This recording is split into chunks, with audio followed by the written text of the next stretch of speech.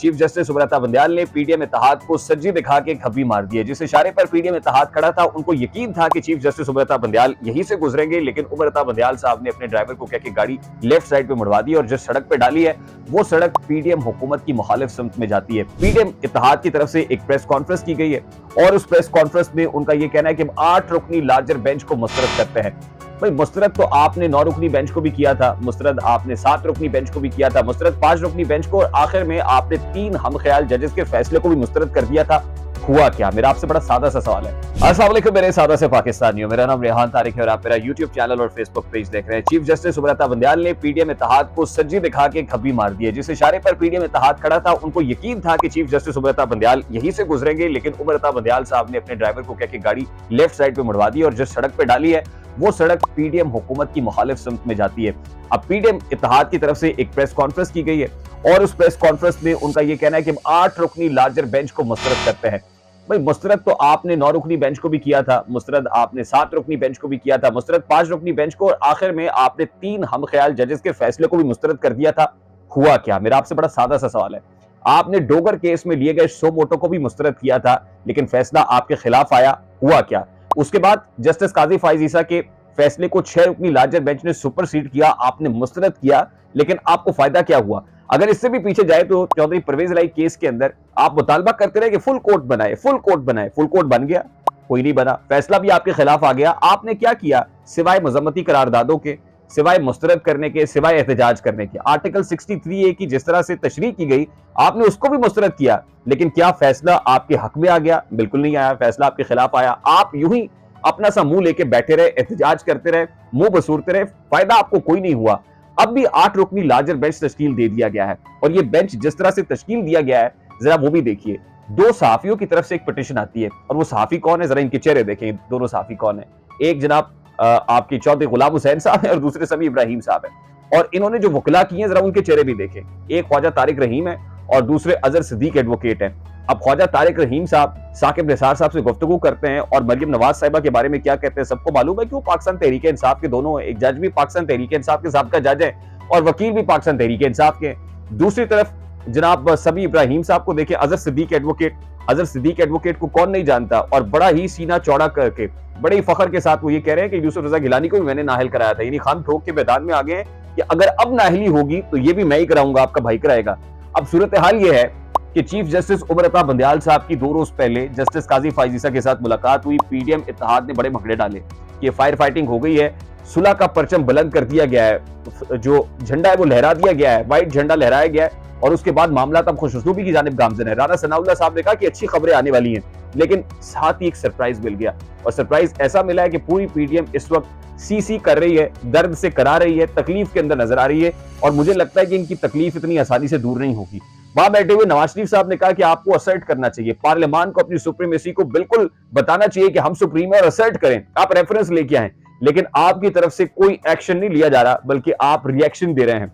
आप अटैक नहीं कर रहे, आप अपने डिफेंस को मजबूत कर रहे हैं और डिफेंसिव दिखाई दे रहे हैं। और अब भी यही दिखाई दे रहा है कि इस वक्त भी पीडीएम में शामिल तमाम जमातों ने जो प्रेस कॉन्फ्रेंस की है उसमें भी सिर्फ मुस्तरद किया गया है इस 8 रुकनी बेंच को, उसमें पार्लियामान की तरफ से असर्ट करने की, एक्शन लेने की कोई बात नहीं हुई, बल्कि रिएक्शन के तौर पे आप ये कह रहे हैं कि हम एहतजाज करेंगे। और आज तो वजीर कानून आजम नजीर तारड़ साहब ने हद ही कर दी। वो फरमाते हैं, वैसे तो वो कहते हैं सादगी उन पर खत्म है, कि वो फरमाते हैं फर्श मखमल में मेरे पांव चले जाते हैं। आजम नजीर तारड़ साहब ये फरमाते हैं कि जी मैं पूरी कौम से माफी मांगता हूं कि मैंने जो सीनियर जजेस हैं उनको पर से पुश डाल के जो जूनियर जजेस हैं उनकी हमायत की कि इनको सुप्रीम कोर्ट ऑफ पाकिस्तान में एलिवेट करना चाहिए, क्योंकि वजीर कानून और अटॉर्नी जनरल का एक वोट होता है। तो जब सुप्रीम जुडिशियल काउंसिल का इजलास चल रहा था तो आप लोगों ने पहले तो रेजिस्ट किया, लेकिन उसके बाद आप चीफ जस्टिस सुब्रता बंदयाल के सामने लेट गए कि जो हुक्म है मेरे आका, यानी उस वक्त भी आप मसलियत कोशी का शिकार हो गए। और अभी जो आप रौला डाल रहे हैं ना, अभी जो आपने रफड़ डाला हुआ है कि ये जूनियर जजेस को आप बेंच में शामिल करते हैं, तो भाई जूनियर जजेस को आप ही तो सुप्रीम कोर्ट के अंदर लेके आए थे अपने वोट से, आजम नजीर तारड़ साहब। और अगर आपको नहीं याद है तो फिर मैं आपको याद करा देता हूं, जस्टिस मोहम्मद अली मजहर और जस्टिस सैयद हसन अजहर रिजवी, इन दोनों का सिंध हाई कोर्ट से जो एलिवेशन है वो सुप्रीम कोर्ट ऑफ पाकिस्तान के अंदर होनी थी। उस वक्त Sindh bar council supreme court of Pakistan के बाहर एहतजाज कर रही थी, आप अंदर बैठे हुए थे और आपने अंदर अपना वोट झोली में डाल दिया था सुब्रता बंदयाल साहब की। उस वक्त जस्टिस काजी फाइज ईसा ने रेजिस्ट किया था, उस वक्त जस्टिस सरदार तारिक मसूद ने रेजिस्ट किया था, और चीफ जस्टिस को इतना बुरा लगा था कि वो अपने हम ख्याल जजेस के साथ मुंह बसूर के उस कमरे से बाहर आ गए थे। और उसके बाद आप लोगों के साथ जब इन्होंने एंगेजमेंट की, आप मसलियत कोशी का शिकार हुए, आपने भी चीफ जस्टिस सुब्रता बंदयाल साहब की हिमायत का ऐलान कर दिया। जस्टिस आयशा मलिक को लाहौर हाई कोर्ट से एलिवेट करके जिस तरह से सुप्रीम कोर्ट ऑफ पाकिस्तान के अंदर लाया गया, एक जूनियर जज को उठा के सुप्रीम कोर्ट पे डाल दिया, उसके ऊपर भी आपने बातें तो बड़ी की, लेकिन अल्टीमेटली अपना vote chief justice Subrata Bandial की झोली में डाला है। अब आज जो 8 रुकनी बेंच समाअत कर रहा है, इसकी जरा कॉम्पोजिशन जरा चेक करें आप। इसकी कॉम्पोजिशन में सीनियरिटी लिस्ट पर तीसरे नंबर पर मौजूद जस्टिस एजाजुल एहसन शामिल है, 5वें नंबर पर मौजूद जस्टिस मुनीब अख्तर शामिल हैं, और साथ ही 8वें पर जस्टिस सैयद मजारी अकबर नकवी शामिल हैं। यानी दूसरे और तीसरे नंबर के जज जस्टिस काजी फाइसा और जस्टिस सरदार तारिक मसूद इस बेंच का हिस्सा नहीं है। आपने उठा के 5वें और 8वें नंबर के जज को शामिल किया। उसके बाद 10वें नंबर पर मौजूद जस्टिस मोहम्मद अली मजहर को शामिल कर लिया, 11वें पर जस्टिस आयशा मलिक साहिबा आ गई, और 12वें नंबर पर सैयद हसन अजहर रिजवी को शामिल किया, और फिर 13वें नंबर पर मौजूद जस्टिस शाहिद वहीद को भी इस बेंच का हिस्सा बना दिया। अब पहले इख्तलाफी नोट जिन जजेस की तरफ से आए थे, उसमें आपको पता है जमाल मंदुखेल साहब ने इख्तलाफी नोट लिखा था, जस्टिस मंसूर अली शाह ने इख्तलाफी नोट लिखा था, जस्टिस अतर मिनल्ला का इख्तलाफी नोट था, जस्टिस अमीनुद्दीन खान ने अपने आप को बेंच से अलहदा किया था। सिर्फ इस वजह से कि उनका इख्तलाफ था, आपने उनको इस 8 रुकनी बेंच के अंदर नहीं डाला है। और उसके बाद वो 2 जजेस जिन्होंने रिक्यूज किया था, और रिक्यूज किया था इस वजह से कि उनके खिलाफ जो कंट्रोवर्शियल बातें होना शुरू हो गई थी, उनकी ऑडियोज मंजरे आप पर आ गई थी, रेफरेंस भी आ गया। उसमें कौन शामिल है? जस्टिस मजारी अकबर नकवी और जस्टिस एजाजुल एहसन साहब। आपने इन 2 जजेस को भी उठा के इस बेंच का हिस्सा बना दिया।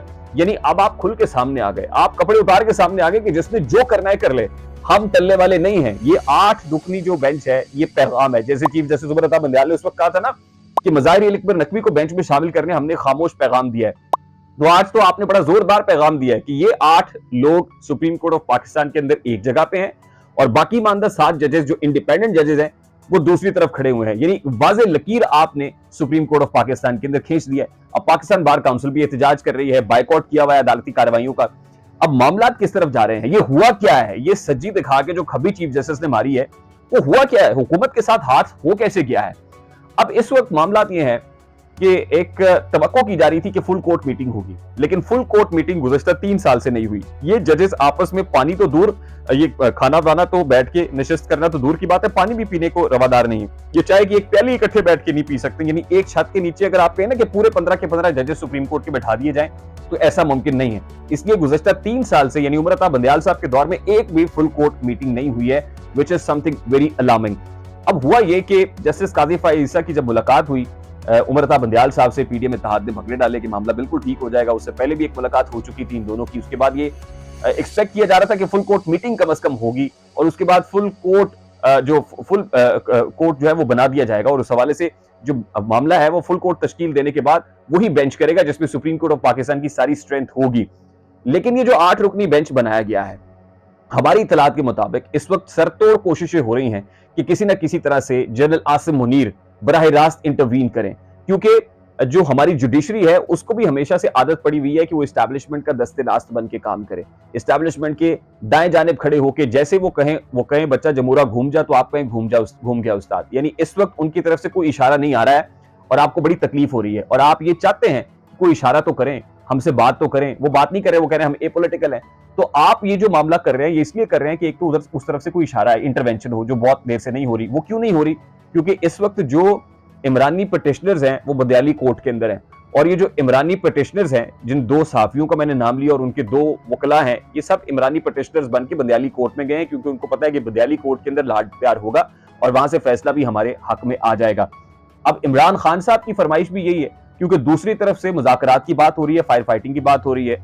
आज बिलावल भुट्टो साहब ने 3 रुकनी कमेटी बनाने की बात की। 3 रुकनी कमेटी है जो मुज़ाकरात के लिए बातचीत करेगी, क्योंकि एस्टैब्लिशमेंट ने यहां से आपके हाथ बांधे में कि कुछ भी गैर आईनी और गैर कानूनी नहीं होगा, इसलिए आप बातचीत करने पर यकीन रखते हैं। दूसरी तरफ से इमरान खान साहब ये कहते हैं कि जब तक जनरल आसिम मुनीर उसमें नहीं होंगे गारंटर के तौर पर, तब तक हम किसी के साथ बैठेंगे नहीं। अब जनरल आसिम मुनीर बैठने को तैयार नहीं है। उसका एक ही हल है कि आप बहादुरी को इस सतह पर ले जाएं, इतनी बहादुरी बढ़ा दें कि गैर जमहूरी कुव्वतों का जो पारा है वो हाई हो जाए और वो खुद मैदान अमल में आ जाए। यानी इस वक्त इमरान खान साहब को पता है कि किसी भी सूरत अर्ली इलेक्शंस नहीं हो सकते, ये इलेक्शंस डिले ही होने हैं, और इमरान खान को ये सूट नहीं करता है। इसलिए इमरान खान जैसा पॉपुलिस्ट, आपको मैंने हमेशा कहता रहा हूं कि या तो वो क्राइसिस को क्रिएट करता है या अवेलेबल क्राइसिस को कैपिटलाइज करने की कोशिश करता है। तो एक क्राइसिस जन्म ले रहा है, और उस क्राइसिस की सूरत में फौज को रास्ता दिया जा रहा है कि वो खुद प्रैक्टिकली सब मामले को समेटने के लिए, निबेड़ने के लिए मैदान में आए।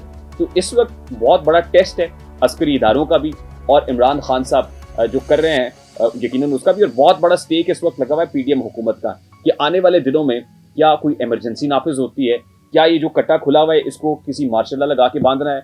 तो जो गैर जमहूरी कुव्वतें हैं यकीनन वो सोच भी रही हैं, और इसके ऊपर जो सो कॉल्ड जमहूरी, नाम नहाद जमहूरी कुव्वतें इमरान खान साहब जैसे लोगों की, वो उनकी भरपूर कोशिश भी ये है कि अल्टीमेटली मुल्क के अंदर मार्शल लॉ लग जाए, पीडीएम हुकूमत से बहुत बेहतर है।